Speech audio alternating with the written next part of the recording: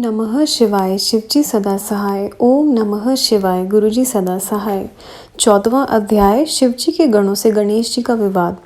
गणपति अरु शिव गरण का वाद विवाद महान। 14वें अध्याय में सुनो सकल घर ध्यान। ब्रह्मा जी कहते हैं कि जब वह सब गण शिवजी की आज्ञा से वहां जाकर उस द्वारपाल से उसका परिचय पूछने और ये कहने लगे कि यदि तू जीना चाहता है तो यहाँ से दूर हो जा। इस पर गणेश जी गुस्से हो हाथ में दंड लिए उन गणों से निर्भय होकर बोले कि तुम सब यहाँ से दूर चले जाओ, मेरा विरोध करना अच्छा नहीं है। गणेश जी की यह वचन सुनकर शिव जी की गण हंसने लगे और पुनः गुस्सा होकर बोले, हम सब श्रेष्ठ शिव जी के गण हैं, तुमको यहाँ से हटाने के लिए ही आए हैं। अब तक तुमको भी एक गण मानकर ही छोड़ दिया है, नहीं तो मार दिए होते, इसलिए क्यों मरना चाहते हो, भाग जाओ। यह सुनकर निर्भीक पार्वती पुत्र ने उन्हें गुड़क दिया और द्वार से ना हटे। इस पर शिवजी के गण लौट गए और जाकर सब बातें कह सुनाई। उसे सुन शिवजी अपने गणों को डांटने लगे और कहा कि मैं कुछ नहीं जानता, जैसे भी हो जाकर उस गण को हटाओ। अब वह गण फिर पार्वती मंदिर पर उस द्वारपाल गणेश के पास आए। हटने को कहा। गणेश जी ने कहा, मैं पार्वती जी का पुत्र हूँ, कदापि नहीं हट सकता। इतने में द्वार पर हो हल्ला सुनकर पार्वती जी ने अपनी एक सखी को भेजा कि देख वहाँ क्या हो रहा है। सखी ने देखकर हर्षित हो सब वृतांत पार्वती जी से कहा। साथ ही यह भी कहा कि अच्छा हुआ जो नहीं आने दिया, अन्यथा शिवजी तो सर्वदा बिना कहे सुने अंदर घुस आया करते हैं। हे देवी, तुमको अपना मान नहीं छोड़ना चाहिए। पार्वती ने कहा, ठीक है, परंतु यह तो देखो कि अभी क्षण भर के लिए भी मेरा पुत्र द्वार पर स्थित न हुआ था कि उनके गण आकर उसे छेड़ने लगे। फिर मैं विनय और नम्रता को क्या अपनाऊं?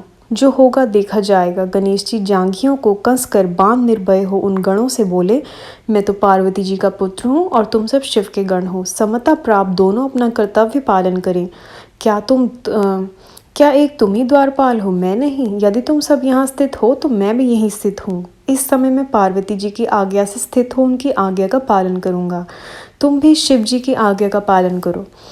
यह सुन शिवजी के गण हठ पूर्वक फिर मंदिर में नहीं गए और शिवजी के पास लौटकर सब वृतांत निवेदन किया। यह सुन शिवजी लौकी की गति का आश्रय ले अपने गणों से बोले, वह अकेला गण तुम सबके आगे क्या पराक्रम दिखलाएगा? फिर पति के आगे स्त्री क्या हट करती है? यदि पार्वती हट करेगी तो अवश्य ही इसका फल पावेगी। निदान मेरी आज्ञा से तुम लोग युद्ध करो, जो होगा देखा जाएगा। ऐसा कहकर लौकी की लीला करने वाले शिवजी चुप हो गए। 15वां अध्याय शिव गणों से गणेश का युद्ध वर्णन। गणपति अरु शिव गण का वर्णन युद्ध महान। 15वें अध्याय में सुनो सभी धर ध्यान। ब्रह्मा जी बोले, अब विभु की आज्ञा पाए सब गण निर्भय हो सजकर शिव जी के मंदिर पर आए। इधर गणेश जी भी सजे हुए तैयार थे। शिव गणों को देखकर गणेश जी ने उनसे कहा कि मैं अकेला शिवा की आज्ञा का पालन करूंगा। आज तुम सब मुझ अकेले पार्वती पुत्र का बल देखो।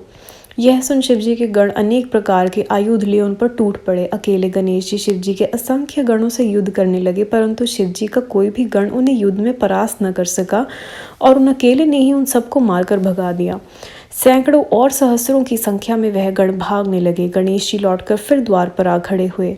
नारद जी की प्रेरणा से विष्णु आदि सब देवता शिवजी के पास गए। स्तुति कर युद्ध का वृतांत पूछा। शिवजी ने कहा, मेरे मंदिर के द्वार पर एक बड़ा बलवान बालक हाथों में लकड़ी लिए उपस्थित है। जो घर में जाता है वह उसे जाने नहीं देता।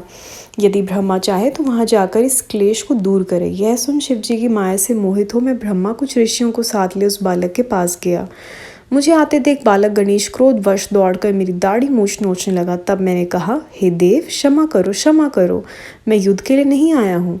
मैं ब्रह्मा हूँ, मेरे ऊपर कृपा करो, मैं शांति स्थापित करने आया हूँ। मैं ऐसा कह ही रहा था कि बालक गणेश ने परिग उठा लिया। मैं वहां से भाग गया। उसने मेरे सब साथियों को परिग से ताड़ित किया। फिर तो मैंने शिवजी के पास आकर सब समाचार कह दिया।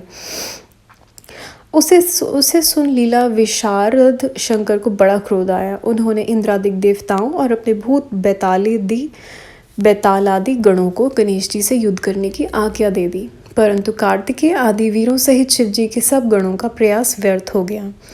अकेले बालक गणेश ने मार मार कर सबके छक्के छुड़ा दिए। एक ही बालक ने शिवजी की समस्त सेना को विचलित कर दिया। एक ने ही सब इंद्रादिक देवताओं को युद्ध से विरक्त कर दिया, परंतु महाबली कार्तिकेय अब तक भी उस स्थान पर स्थित ही रहे। शेष सभी शिवजी के पास भाग गए। तब उनसे सब वृतांत सुनकर परम कुपित रुद्र स्वयं ही वहां गए और चक्रधारी विष्णु की सारी सेना भी उनके पीछे चली।